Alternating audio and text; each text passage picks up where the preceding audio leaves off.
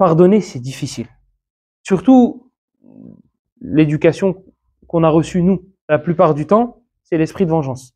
Il m'a fait, je vais lui faire. Il me met une claque, je lui mets un coup de poing. Il met un coup de poing, je lui en mets 4.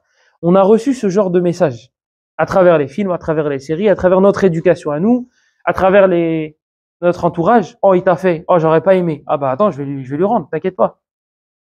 Donc du coup, c'est difficile pour nous de pardonner. Là, je prends ce point-là, même si j'aurais pu en prendre un autre. Ben, comment faire pour avoir ce comportement-là? Comment faire pour pouvoir pardonner? Vous prenez les textes du Coran en premier qui parlent du mérite de pardonner, du pardon. Prenez les textes dans le Coran qui parlent du mérite du pardon. Vous les lisez et vous essayez de vous mettre en tête qu'Allah s'adresse à vous directement. وَلْيَعْفُوا وَلْيَصْفَحُوا. Et qu'il pardonne, et qu'il passe au-dessus des erreurs des gens. Ne voulez-vous pas qu'on passe au-dessus de vos erreurs à vous? Là, c'est immense. Tu dis, imagine, Allah, il me parle à moi. Et il te parle à toi. Il te parle à toi. Puisque le Coran, il a été révélé pour les hommes et les djinns. Donc, il te parle à toi. Mais fais comme si le verset, il s'était adressé à toi. Il était adressé à toi. Il l'a révélé pour toi. Et t'essayes de t'ancrer ça en tête. Et tu répètes le verset. Et tu répètes. Et tu répètes. وَالْكَاظِمِينَ الْغَيْظَ وَالْعَافِينَ عَنِ النَّاسِ وَاللَّهُ يُحِبُّ الْمُحْسِنِينَ. Allah, il aime les bienfaisants. Et comment il les a décrits, ces bienfaisants? Ceux qui arrivent à canaliser leur colère. Ceux qui arrivent à pardonner aux gens. Et tu fais comme s'il te parlait à toi, directement. D'ailleurs, le verset que je viens de vous citer précédemment, dans Surat Nour, je crois, il a été révélé sur qui? Abu Bakr, As-Siddiq radiyallahu anhu. Aïcha radiyallahu anha, qui est la fille d'Abu Bakr, elle était en voyage avec le prophète et des compagnons. Donc en fait, il la portait. Elle était dans un, je sais pas comment on appelle ça, un carrosse. Vous savez, il y a des hommes qui portent et... Oui, vous avez compris. Donc il porte, tu m'as dit? T'as le nom? Ah. Donc il portait, en fait, Aïcha, elle était très légère.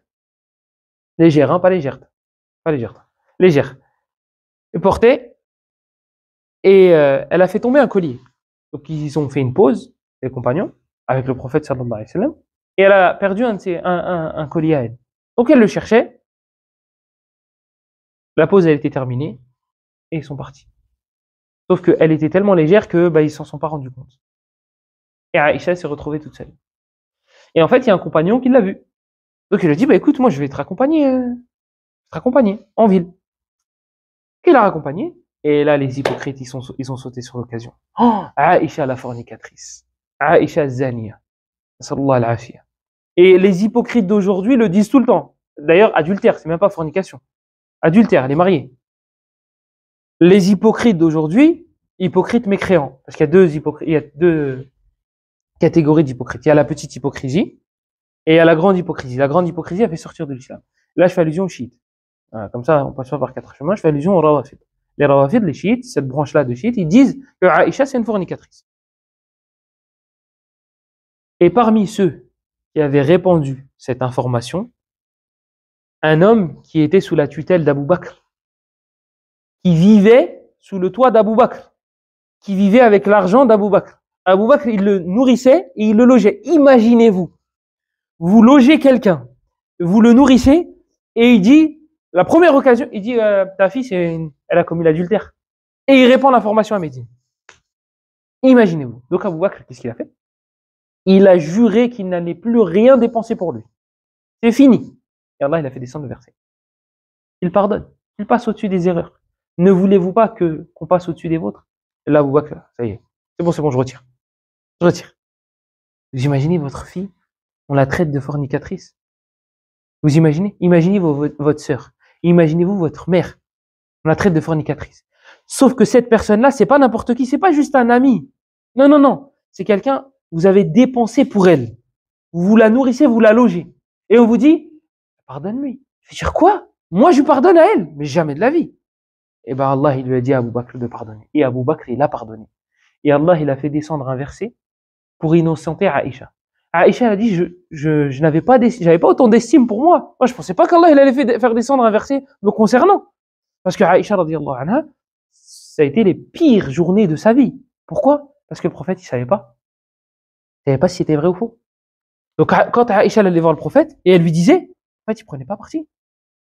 Et c'était dur pour Aïcha, vous imaginez? Toi, ta femme, imagine-toi, elle te dit, tu crois que je suis une fornicatrice? Toi, tu dis Allahu alam. Quoi? Allahu alam? Ben, imaginez-vous le truc inverse. Est-ce que je suis un fornicateur? Allahu alam. Quoi? Moi, un fornicateur? Qu'Allah te fasse, qu'Allah te fasse, qu'Allah te fasse. Là, le prophète, il attendait la révélation. Donc, il voulait pas l'innocenter. Mais il voulait pas l'accuser non plus. Mais c'est dur pour Aïcha, elle a rien fait. Et ce qu'il y a de plus honorable pour la femme, c'est sa chasteté. C'est sa chasteté. Chez les femmes de l'époque. Aujourd'hui, Abou Bakr, son propre père, il l'a pas innocenté. Elle lui dit, Abou Bakr, tu sais que j'ai rien fait. Allah wa rasuluhu alam. Elle dit, Allah et son messager sont plus savants. Lui aussi, il attendait la révélation. Il voulait pas se prononcer. Et il voulait pas devancer le messager d'Allah.